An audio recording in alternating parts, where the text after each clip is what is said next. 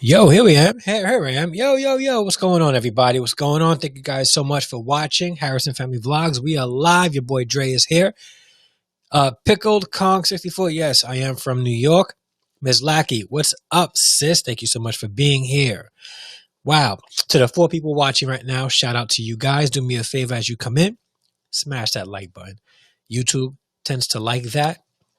So please smash that like button, and hopefully it'll pick up on the YouTube algorithms, and this will be shared out with people who would like to, I guess, watch this kind of content. So without further ado, I'm going straight into this because I've been getting a lot of complaints from people who say I talk too much.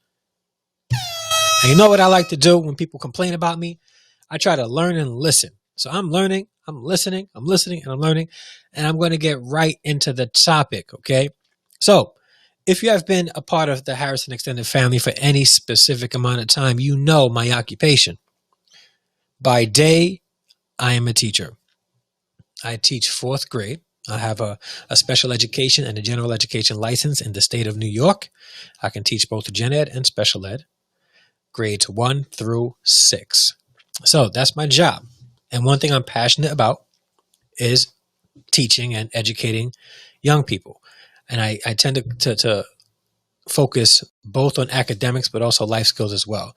So I don't want to just teach my kids about school and ABCs and 1, 2, 3s and all that stuff. I want them to learn about life, learn about life. So I try to do both, right? And as teachers, as educators, as school administrators, that's important for us to do because teaching our students academics is not enough. They got to be able to socialize properly with people in life. And actually, we as teachers, we as adults in their lives are the example. There's a school in Long Island where a white headmaster by the name of John Holian, hopefully I'm saying that name right, of the St. Martin de Porres Marianist School in Long Island was placed on temporary leave because he made an 11-year-old black boy, a 6th grader, kneel on his knees and forced him to apologize, claiming it was the African way. This was a white man, by the way. A white man made this boy kneel before him and tell him he is to apologize and say sorry for what he did because it was the African way. Now listen, people, this happened probably more times than gets reported. We have young black, brown boys and girls who are unaware of how they should advocate for themselves. And they're afraid that if they was to say something about them getting in trouble and having to apologize, that they would get in trouble by mom and dad too. So a lot of kids stay silent about things like this because they don't want to get in trouble twice. And what happens is some of these teachers get away with treating children poorly. Now, I'm not saying all teachers or all administration, so please don't come at me in the comments and say, what are you talking about? Yeah, teacher, you should have our backs. I have our backs. I have every teacher's back, especially if you're a good teacher. But if a teacher or an educator is not treating children right, I think they should be held accountable to it. Even if it's me, if I'm not treating my students right, hold me accountable to it. If I'm in a situation where my kids are unsafe or I'm tearing them down, hold me accountable. That's not a job I should be working at. That it is what it is. So I'm going to show you guys this article from the Washington Post. And here we have an article where the title says, Mother says white headmaster made black son kneel during apology. This was reported today. I read this article yesterday. I didn't want to go and do a video quite yet about it, but I figured I could do it today. And here's the thing. I'm extremely passionate about education, but first about my faith, my family, and education, and seeing young people grow up to be positive influences in society. Whether you're white, black, brown, Asian, Native American, whatever you are, I want to see you succeed in life. I want to see you be the best version of yourself. I want to see you serve God in magnificent ways. That's what I'm about, right? I can care less what color you are. I just want to see you do well. But one thing I dislike is racism, discrimination. I can't stand it. It's something that I will speak firmly against no matter who's getting discriminated against. This little boy was forced to kneel and apologize, right, to a white headmaster at his Catholic school in Long Island, New York. In Uniondale, New York, the white headmaster of a New York Catholic school forced an 11-year-old black student to kneel while apologizing to a teacher, and later explained that the punishment was an African way, the boy's mother said. Headmaster John Holian of St. Martin de Porres Marianist School on Long Island was placed on temporary leave after details of the February 25th incident came to light, the Daily News reports. The student's mother, I would have did the Daily News, but they're telling me I need to pay to even see the article. I'm not doing that. Not doing that. The student's mother, Trisha Paul, told the newspaper that her son, Trayson, dope name, finished his reading early that day and took out another assignment. Hold up. Wait. Paul said the boy's English teacher reprimanded Trayvon for working on the wrong assignment, ripped up the paper, and marched him to Holian's office, where the headmaster told the sixth grader to get on his knees and apologize to the teacher. What teacher is this that's going to reprimand a student for finishing his work and starting on another assignment? Yo, if I was to do that in my school and I get observed, that's effective. There's no idle time. In fact, the fact that the student is getting out work, he didn't take out his iPhone or stop playing. He took out other work, and this teacher ripped up the assignment because it was an assignment that he should not be doing at that moment because he finished another assignment. Would that have been done if it was a white student? What's going on, Andre? Thank you so much for watching. If this was a white student, would this teacher have done that? Did this teacher not know that there were parents behind this student because he was? But here's the thing: from my understanding, this school has a large population of African American students, or students of African descent. Ripped up this student's paper after he was done with his work that it was signed, and instead of sitting there bored or doing something that he was not supposed to do, like talking to friends, he took out work that needed to be done and did it, and he gets in trouble for that, and he has to get on his knees and apologize. A black boy was told by a white man to get on his knees and apologize for doing work that he was not supposed to be doing. Let's continue. Paul said the boy's English teacher, we read that already. Apologize to the teacher. Paul said she called the school on March 1st and asked Holian if forcing students to kneel was standard disciplinary practice.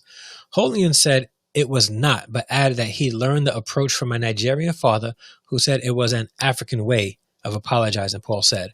So this white man, right, wants to school this black lady, right, who is not even directly from Africa, and told her that this is why cultural sensitivity training is extremely important in schools when you have a predominantly white staff teaching predominantly black students.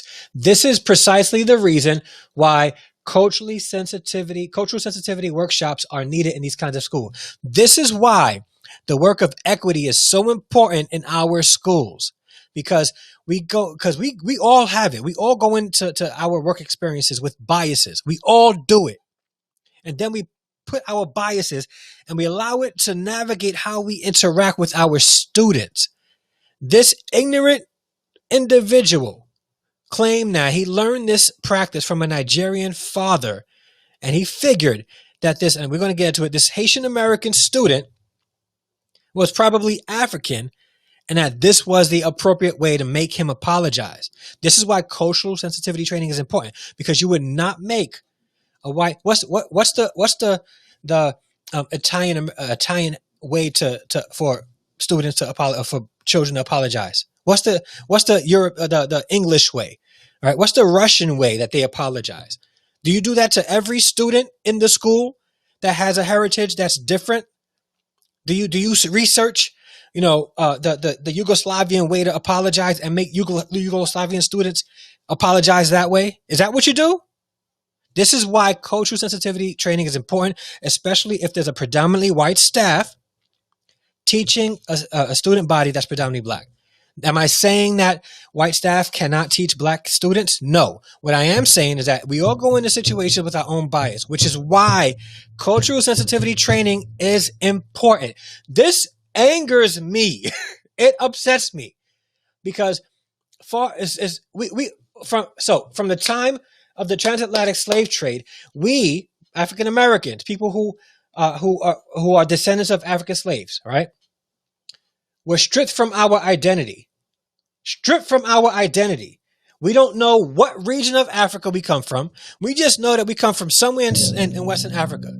It's hard for us to trace our lineage there because they when they took us, they eliminated records. All right, we were property. We belonged to our slave owners. So we don't have a true sense of identity like some of our European counterparts here in America. But then to have a European American tell a black child their way of apologizing? Come on. Come on. Come on. And if you are white and you're watching this, you should be just as equally outraged, especially if you have black students that you love and you educate. It's absolutely insane. Ain and Ummus, how you doing? I'm so sorry. I'm going in a rant. I'm a little upset right now. I'm a little upset.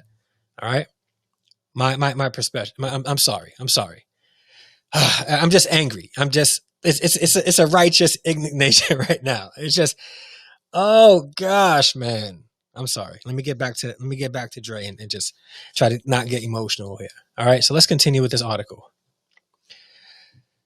Once he started mentioning his African family, that's when it just clicked.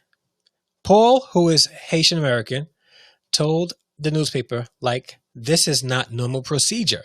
I felt there was no relevance at all. Is he generalizing that everyone who is black is African? That's when I realized something is not right with the situation. The newspaper said that after it made inquiries about the forced kneeling, the school official sent an email to the parents saying Julian had been placed on temporary pending an investigation. Okay, I want to assure you that St. Martin's neither condones nor accepts the actions of our headmaster. Then his job needs to be absolved. He needs to be eliminated from the position. Acting Headmaster James Conway wrote in an email Friday, the incident does not reflect our long-established values or the established protocols regarding the student-related issues. The newspaper said Julian himself declined to comment on the specifics of Paul's complaint, saying that we love our students here and noting that the vast majority are students of color. Now, I will say this. I had a check. I went on their website, and I'm not going to show the website because there are a lot of beautiful students on display. And what I'm not about to do on my YouTube channel is have children on my videos that I don't have permission to play. But there's a website, and there's a lot of black and brown students on the front page of their website. So they definitely do have a very large population of African American students and black students that they educate there. So shout out to them for doing that. But it doesn't, excuse this behavior. Paul said her normally outgoing son has been reserved since the incident. My son was humiliated, hurt, embarrassed, sad, and confused, she said. He reads about things happening because of your skin color. To experience it, he's just trying to process it in his 11-year-old brain. So it's happening today, man. This is absolutely crazy, insane. Like, it's insane that it's happening, right? And this is why I really, really, really believe and stand behind principals who seek to educate their staff, especially if they have a large population of white teachers and a large population of black students, to have equity training, to have cultural sensitivity training, because we go in thinking that our culture is the right culture, and if a different culture behaves a certain way, then there's something wrong with them, right? That's a colonialistic type of mindset. We have the right way to do it, so we're trying to teach you the right way to do it because it's the way we do it. No, your way is not always the right way. My way is not always the right way, unless it's Jesus. This is my faith. My faith is the only. All right, that's besides the point. My way is not the only way or necessarily the right way. Okay, the way I raise my kids, this person may not raise their kids the same way. And you know what? Both can come out extremely successful in life, secure in life. Right. So For this headmaster to do this, right? And to denigrate this young black boy, because listen, we grow up already thinking that we're not as good as. And then situations like this only confirms to this boy that you are not as good as, especially if he's never made anybody else of a lighter pigmentation do anything as humiliating as that. That's humiliating. This boy, this young black boy, was forced to kneel by the white headmaster of a Catholic school to another teacher to apologize. And it's not even like this young black boy was disrespectful. He didn't curse out the teacher. He didn't throw desk. He wasn't like flipping out. In fact, just now that I'm thinking about it, he took advantage of this little boy, because if this little boy took out work that he had to do in the future to complete that after he did present work, that tells me that this little boy is sort of like a nice kid who does what he's supposed to do. And he was probably targeted because he's a nice kid. Because I guarantee that if this was a kid that would turn up, if this kid was from Stapleton, right? If he was from Stapleton, this teacher was not getting this boy to get on his knees to do anything like apologize. It's not going to happen. Not going to happen. This little boy was doing his work. Hey, mommy, what's going on? And when he finished his work, he started on another assignment that he had to do eventually and got in trouble for that. This little boy should be celebrated for doing that. Like, I got to remind my kids, my students sometimes, when they're done with their work. Like, we have a thing in my classroom, right? Well, if you're done, don't call out you're done. Don't raise your hand and tell me you're done. All right? Grab a book from the library and read until we all are finished. Get Epic. Read a book until we finish. There is none of that whole, I'm done, or you go right into the next activity. That's how we do it in my classroom. Go right into the next activity. Read a book. If you have an assignment, all right, do it. If you have homework to make up, that's the time to do it.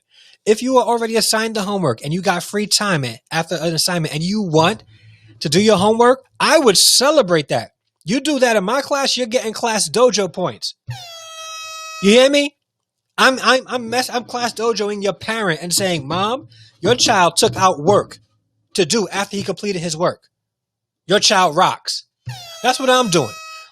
This young black boy got in trouble for that and had to kneel in front of a white teacher to apologize because the headmaster says that it was the African way. Why do we need cultural sensitivity training? Because of that. So, yeah, smash that like button. Black Light Revelations, thank you so much for being here. I appreciate you, man. Oh, insane. We got 20 people in the live stream, man. I really appreciate you all. Please hit that like button for me. I greatly appreciate it. And listen, if you're watching this and you are white, listen, this is not meant to point fingers, because I think that we live in a time where people are a little bit sensitive with in regards to discussions about racism, right? And I think that what we need to do is become a little bit more proactive in having these kind of discussions, because it's never going to end if we don't bring it to the forefront and have these kind of discussions and look to change it. We can't believe that, well, if we don't talk about it, it'll go away. No, it's going to stay there. It's going to fester and grow. And then we're going to have a future that somebody's going to come out and start oppressing some other group. We don't want that. We don't want no people group being oppressed. We want people to be able to respect each other's cultural differences and celebrate those cultural differences. Okay? Making a young black boy, because it's the African way, to kneel, to apologize, is not celebrating cultural differences. It's exploiting it, thinking that you know it. We got to stop exploiting what we feel we know about somebody else's culture and start learning from these students. Imagine that. Imagine if I go into a school in the South Shore of Staten Island that's predominantly white and making a student do something like that. Imagine that. How would that look? How would that look? Right? That would look good, right? No, it wouldn't look good. In fact, if it was me, you better fire me. You better fire me. Because you're humiliating a student. and you're being racially insensitive, racist, while doing it. So I don't feel bad for homeboy. He's on temporary leave. He admitted to it. I don't know his history. I don't know his track record at the school. But I will say that he needs to go away somewhere and get training about what it means to be culturally sensitive. If you are a headmaster of a school of students who are predominantly black and brown students, then you need to be spearheading the cultural sensitivity work, not being one who uses what you learn from different cultures to exploit kids. That will never happen. You would be eternally dragged. And then, no, listen, I'm so sorry for not putting up the comments. So you guys are saying some good stuff here too, man.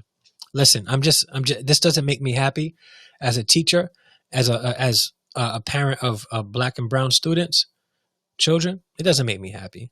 It doesn't. And the truth is, like, in many school districts, right, where you have schools that have that are predominantly black, and many they're taught predominantly by white teachers, white female teachers. And one thing I'm not going to do is knock white female teachers, because if you're a teacher, no matter who you are, if you're a good teacher and you love kids, you're going to love kids and be a good teacher. But there's a reason why it's important for our students, black and brown students, to see black and brown teachers, male and female teachers. It's also important for our students of European descent that live in areas that are predominantly of European descent to have exposure to teachers who are also black and brown, so that they don't grow up with this kind of bias, so that when they become principals, when they become teachers, when they become cops, they're not culturally insensitive and culturally ignorant.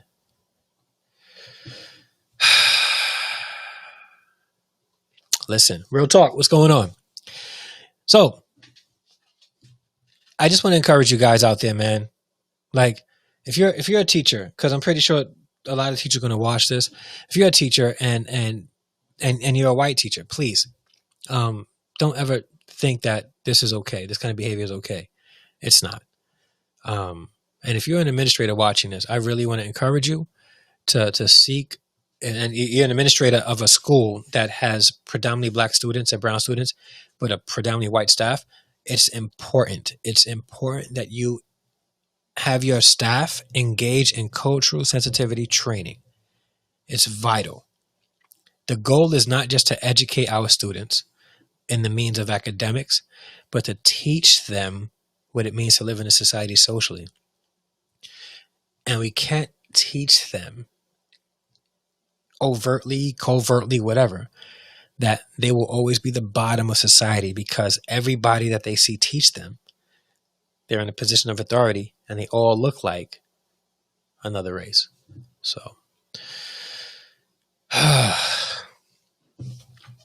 all right. So listen, there's not much else to say. There's not much else to say. This was a really messed up situation.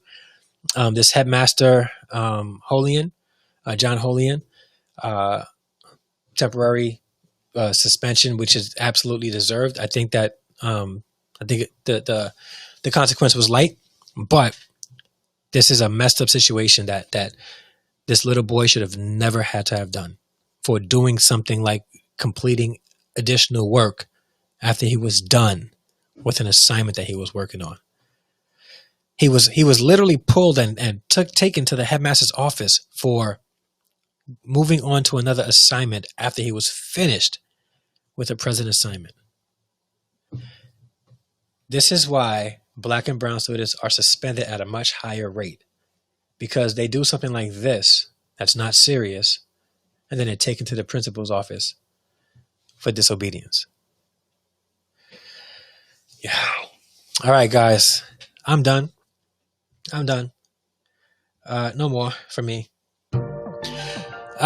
Listen, thank you so much for watching. If you're a teacher and this offended you, I'm going to lovingly say good. Then you needed to hear this. You needed to get offended. And if you are offended, you got to do some self-reflection and think, why did this offend me? That means that also if there was a black student in your class that enjoyed this, you would not defend them. Our students need to learn how to advocate for themselves. And parents, if you're watching, make sure your students can talk to you about anything. And don't and if they tell you, that something happened in the class, you need to investigate it. I will say, like, most teachers are good teachers, all right? And you want to listen to the teachers. But if your student is adamant, if your child is adamant on something, listen to them, please. Because we have to teach our young black and brown students how to advocate for themselves in school. Because not all teachers are teaching because they love kids. Some of them teach because it's a job. It's an occupation. It pays well. Or they get summers off. I don't know. People got different reasons for teaching. But the vast majority of teachers are teaching because they love kids and they want to see kids excel in life. But that doesn't mean that you don't listen to your child and teach your child how to advocate for themselves. We got to teach our children to advocate for themselves. Otherwise, they're always going to be at the bottom. Always at the bottom and always feeling like they're going to be oppressed. So, with that being said, thank you so much for watching. This is Harrison Family Vlogs, live stream. I know I need to shave, so you probably like, yo, Dre is like messing up now. The world's not closed like it used to be. He needs to get a razor to his face. You know what? You're absolutely right. I will get a razor to this face probably tonight. But outside of that, I thank you so much for watching. Do me a favor, hit the like button if you have not done so yet. And if you have not hit the subscribe button, you can join the Harrison Extended Family by hitting the subscribe button and the bell notification right next to it. And we have memberships. So if you would like to join the Harrison Extended Family through memberships, you can do so by clicking the join button down below, and you will be a part of the Harrison Extended Family through membership. All right. Again, I appreciate you all. God bless you. Thank you so much for watching. And until the next live stream, I am out. Peace.